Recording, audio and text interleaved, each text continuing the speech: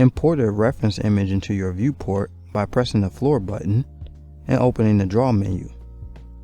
Navigate to this section here and click to expand the front and back options. Press the Map 1 button to open the texture menu. Next, click the Load button at the bottom in order to locate and upload your image of choice. Once done, use the Scale slider to set your size. Use a horizontal offset slider to move your image left to right, and use a vertical offset slider to move your image up and down. Lastly, use an angle slider to rotate your image if needed. Click the Map 2 button to upload an image on the reverse side if needed.